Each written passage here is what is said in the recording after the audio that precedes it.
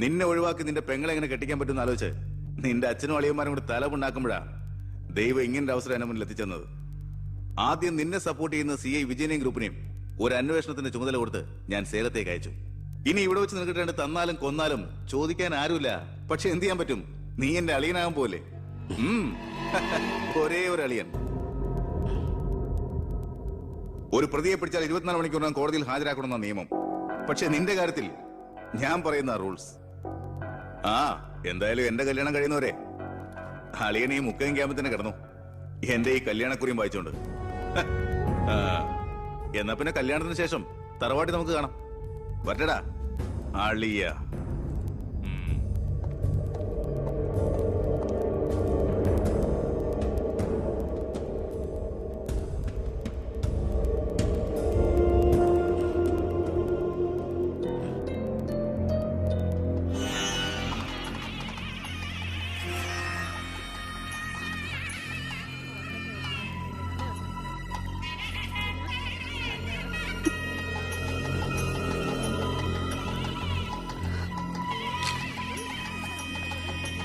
ഇതുവരെ റെഡി ആയില്ലേ? വരണം കൂട്ടിൽ ഇപ്പൊ ഇങ്ങ് എത്തും.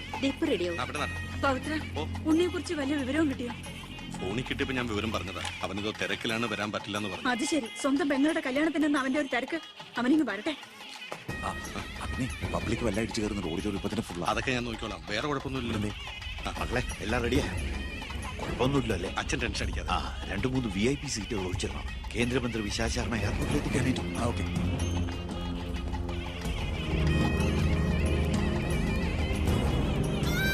മോളെ,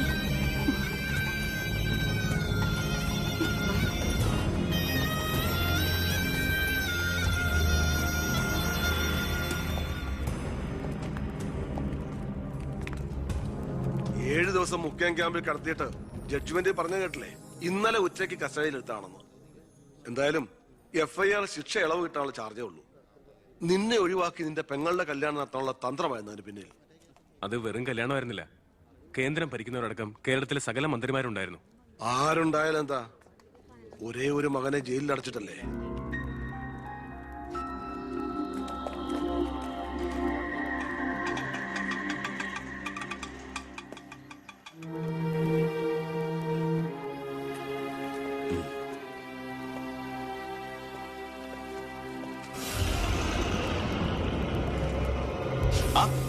ഇതാര്?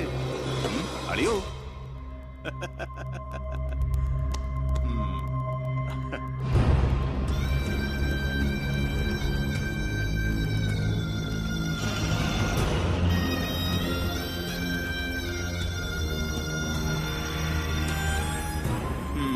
ഒരു ദൂരയാത്ര കഴിഞ്ഞ് വരുന്ന ലക്ഷണമുണ്ടല്ലോ. അളിയൻ ഇത്രയും ദിവസം എവിടെയായിരുന്നു? നീ ഇങ്ങനെ നോക്കി നിൽക്കുന്ന അളിയനെ പോയി ഒരു ചൂട് ചായ എടുത്തോണ്ട് വാ. ചെല്ല്. എന്തിനാ ഇപ്പൊ അങ്ങോട്ട് വന്നത്? കാണണ്ട നിന്നെ എനിക്ക്. വീട്ടിലൊരു നല്ല കാര്യം നടക്കുമ്പോ നാട് നന്നാക്കാൻ നടക്കുന്നു. മന്ത്രിയായി നിന്റെ അച്ഛനൊക്കെ തിരക്കുണ്ടോടാ നിനക്ക്? ഞാനില്ലായിരുന്നെങ്കിൽ എന്താമേ, ഇവിടുത്തെ കാര്യങ്ങളൊക്കെ ഭംഗിയായിട്ട് നടത്താൻ എല്ലാരും ഉണ്ടല്ലോ. എത്തിയോ വിമതൻ? വിമതൻ ചെറുപ്പകാലത്ത് ആവേശമായിരുന്നു എനിക്ക് എന്റെ അച്ഛൻ. മനസ്സുകൊണ്ട് രാഷ്ട്രീയ ഗുരുവെ കണ്ടിട്ടാ ഞാൻ രാഷ്ട്രീയത്തിലേക്ക് ഇറങ്ങിയത്. പക്ഷേ അടുത്തറിഞ്ഞപ്പോ തെറ്റുകളിൽ നിന്നും തെറ്റുകളിലേക്കാണല്ലോ അച്ഛൻ പോയിക്കൊണ്ടിരിക്കുന്നത്. എന്റെ കൂടെപ്പറപ്പിനെ മനസ്സിലാക്കിയില്ലല്ലോ. വളരെ വിഷമമുണ്ട്, സഹതാപമുണ്ട്.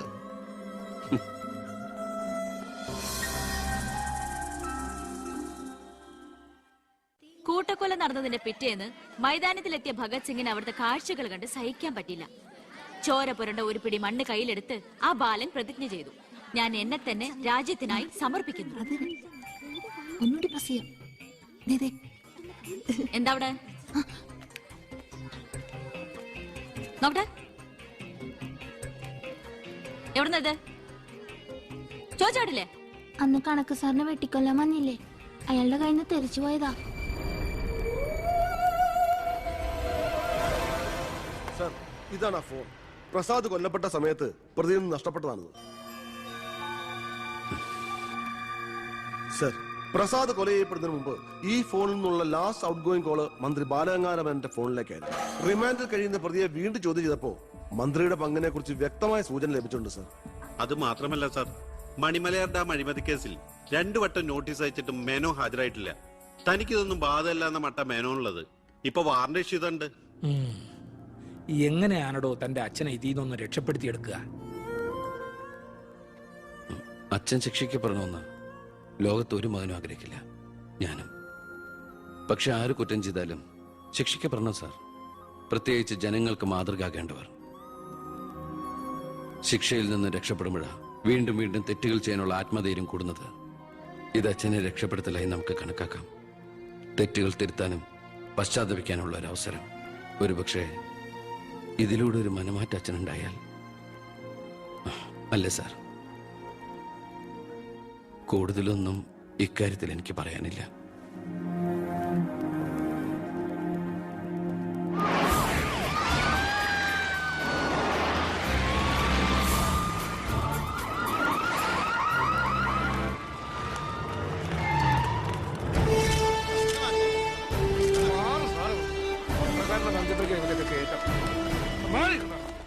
നിങ്ങളോട് വെയിറ്റ് ചെയ്യൂ സർ. അച്ഛാ, ഹർഷം വരുന്നു. അച്ഛാ, മുഖ്യമന്ത്രിയുടെ ഓർഡർ കൈ കിട്ടി അല്ലേ? അച്ഛനെ അറസ്റ്റ് ചെയ്യാൻ മരുമകന് ഡ്യൂട്ടി. അവറാച്ചൻ കളിക്കട്ടോ, കളി അവിടെ വരെ പോകുന്ന കാണാം നമുക്ക്. അച്ഛനെ കോടതിയിലേക്ക് കൊണ്ടുപോയാൽ മതി. ജാമ്യത്തിനുള്ള ഏർപ്പാടൊക്കെ ഞാൻ ചെയ്തിട്ടുണ്ട്. വക്കീലുമായി ജോസ്പേട്ടൻ കോടതി വെയിറ്റ് ചെയ്യാ. നീ എങ്ങനെ എന്നെ കൊണ്ടുപോകുന്നത്? കാറിൽ ഫോളോ ചെയ്താൽ ഹ, കാറിലോ? എന്റെ പട്ടി വരും. പോലീസ് ജീപ്പിന്റെ പിന്നിലിട്ട് തന്നെ എന്നെ കൊണ്ടുപോകണം. അതിനു മുമ്പ് ഈ മുറ്റത്തിട്ട് എന്നെ തല്ലി ചതയ്ക്കണം, മുടുമുണ്ട് വലിച്ചു പറിക്കണം. ആ പിന്നെ പത്രക്കാരോ ചാനലുകാരോ ചോദിച്ചു കഴിഞ്ഞാൽ മുഖ്യന്റെ സ്പെഷ്യൽ ഓർഡർ ആണെന്നൊക്കെ പറഞ്ഞേക്കണം. ഇതൊന്നും നീ ചെയ്യണ്ട, പോലീസുകാരെ കൊണ്ട് ചെയ്യിച്ചാ മതി. അയ്യോ, ഓ, ഇത് മുഖ്യമന്ത്രിയെ താഴെ ഇറക്കാനുള്ള കുശാഗ്രമതി ഇല്ലേ? എന്റെ പൊന്നെ, ഞാൻ എന്തുവായി കേൾക്കുന്നേ? ഗുരു എന്നെ ഒന്ന് അനുഗ്രഹിച്ചാട്ടെ. ആ അനുഗ്രഹമൊക്കെ അവനോട് വാങ്ങിച്ചാ മതി. അയ്യോ, മേനോൻ സാറിന്റെ ബുദ്ധി. കാര്യങ്ങളൊക്കെ നമ്മുടെ പോലീസുകാരോടൊന്ന് പറഞ്ഞേക്കാം. ജയ്,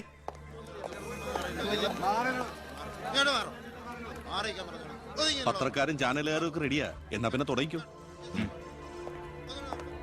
നടക്കണം സാർ. പിടിച്ചു തള്ളൂ.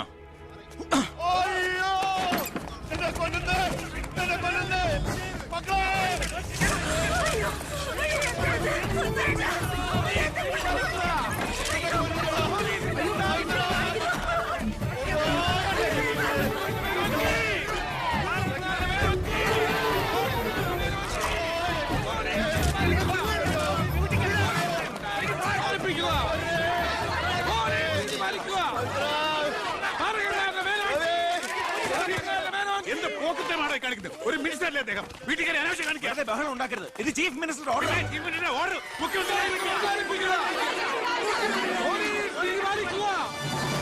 നമസ്കാരം. പ്രധാന വാർത്തകൾ.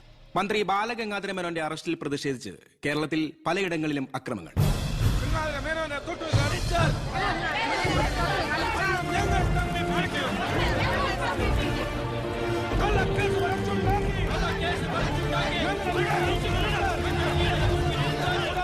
നോക്കേണ്ട